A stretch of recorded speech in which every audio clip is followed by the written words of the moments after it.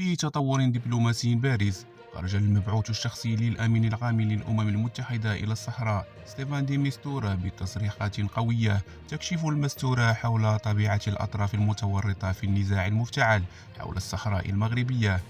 وخلال مقابلة عبر بودكاست مع مركز أبحاث إيطالي، استعرض الدبلوماسي الأممي مساره الطويل في الوساطات الدولية، لكنه توقف عند ملف الصحراء، يؤكد بشكل غير مباشر ولكن واضح أن الجزائر ليست طرفا مراقبا كما تحاول الترويج لذلك، بل طرفا أساسيا في النزاع. وأوضح ديميستورا أنه عمل جاهدا لتفادي اندلاع مواجهة عسكرية مفتوحة بين المغرب والجزائر وجماعة تسمى البوليزاريو، وهو تصريح يحمل دلالات قوية على طبيعة النزاع الذي تحاول الجزائر التملص من مسؤوليته.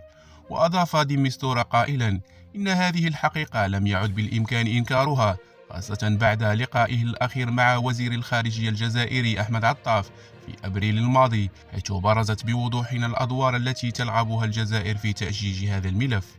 وتأتي هذه التصريحات في وقت يقترب فيه مجلس الأمن الدولي من مناقشة ملف الصحراء المغربية في أفق تجديد ولاية بعثة المينورسو، حيث يتوقع أن تكون كلمات ديميستورا مؤثرة في مداولات أعضاء المجلس، خصوصا وأنها تسلط الضوء على الأطراف الحقيقية المعطلة للحل. وفي السياق ذاته، عقد ديميستورا لقاء مهما الجمعة الماضي مع مستشار الرئيس الأمريكي للشؤون الإفريقية مسعد بوس، الذي جدد موقف الولايات المتحدة الثابت من القضية، مؤكدا أن مبادرة الحكم الذاتي تحت السيادة المغربية هي الحل الواقعي والوحيد لإنهاء النزاع. هذه التطورات تعزز الموقف المغربي، تضع الجزائر في حرج كبير أمام المجتمع الدولي، خصوصا مع تزايد الإدراك بأن الاستمرار في التستر وراء البوليزاريو لم يعد يقنع أحد، وأن الحل السياسي الواقعي هو الذي يقترحه المغرب منذ سنة 2007.